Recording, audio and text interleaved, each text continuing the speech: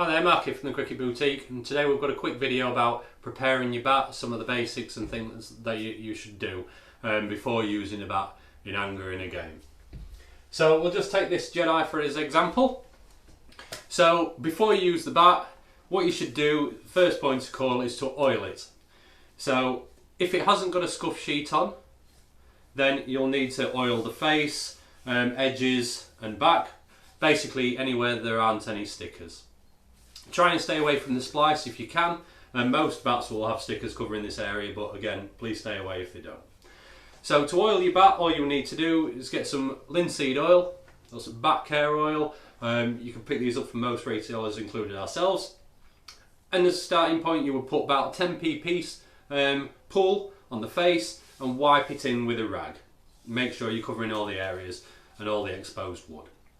You'll need a little bit more for the back and the edges for that point. Once you've done that, ideally leave it 24 hours. So we're leaving that oil to soak in nicely. Once it's soaked in, come to it again and apply a lighter coat this second time. So again, we're covering all the exposed wood. And you can probably apply it direct to the rag, the oil direct to the rag, and then wipe it in. Again, leave 24 hours. You'll be able to see if it's ready by if there's any sort of oil pooling up on the surface or any that hasn't soaked in. If that's the case, just leave it a while longer. Or if you push your thumb into the face, if any oil pools up there, try and leave it a little bit longer. Once that's done, and 2 coats is usually fine. Once that's done, you can start the knocking in process. So with regards to knocking in, what you're going to do is you're going to concentrate mostly on the edges and the bottom 4 to 6 inches of the bat. And starting from here, all we're doing is light taps on the edges to round it off. Don't come at it directly from the side, that's going to damage the sides of the bat. We're just 45 degrees, no more. Just running up and down the bat. No harder than that as a starting point, just to round the edges off.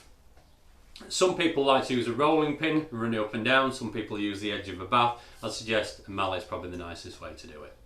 So we're just doing that, and I can see now, just hitting that, it's rounding off quite nicely. So we're looking at about 20 minutes, half an hour for both edges, I'd suggest. If you do notice any sort of cracks or anything like that, just be gentle, especially on heartwood. Just gentle, means you're going at it too hard too early. What you can do is just get some real light sandpaper and just sand that down. Don't keep going at it if you see anything like that appearing. Just a nice little gentle sand, and then back to starting the knocking in again. So the edges are done and nice and rounded. We're then going to concentrate on the toe. And again, the toe, this is where a lot of damage on bats will occur, especially if you're trying to whack a Yorker. So we need to prep this properly. So again, we're starting light and we're just working our way across the bat, up and down that toe area. What you should see, as a starting point, you'll see dents appearing. And again, you're working on this fairly light as a start and then building up the pressure as you get further down the line. You'll see dents appearing. When you've got it done, and I'm saying done now because I'll explain that shortly, that face should be fairly smooth. It shouldn't have great big dents in it. I've seen some people knock them in and there's just great big dents up and down the face. You still need to continue work on there. What you're trying to do is get a nice even surface on there. So we've done the toe, we've done the edges, we're now working on the entire face. Again, some people decide they don't want to hit the face right in the meat of the bat because they think that'll cause issues. I suggest it doesn't. As long as you're not working it for hours and hours on end. Nice and up and down, still working on that toe. If you want to go back and do a little bit more on the edges, again, feel free to do so, but we're now covering the entire face and edge of the bat. So this can take anywhere between sort of 2 to 4 hours.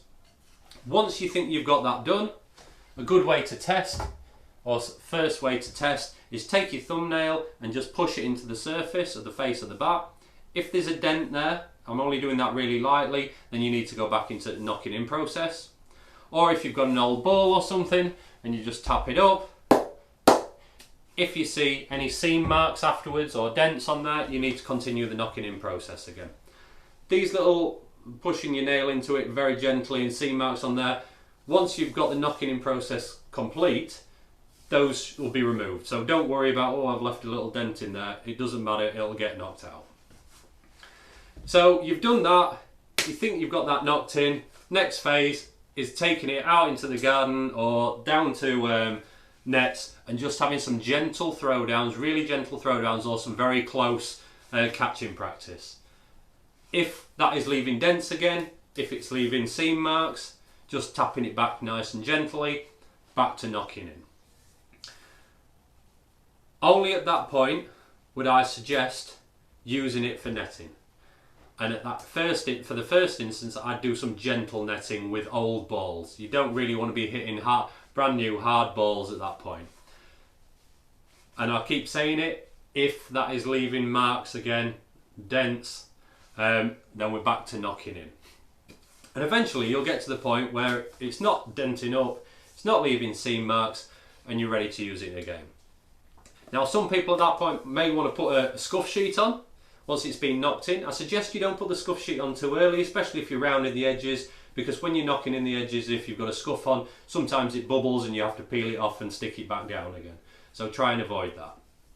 But once you've got all that done there, knocked in, use it in some light netting, you should then be able to be good to go for a game. So I hope that's helped. But if you do have any questions about this, feel free to drop us an email or drop us a message on social media. I'm more than happy to answer those. Alright, thanks very much for watching. Until next time, I'll catch you later.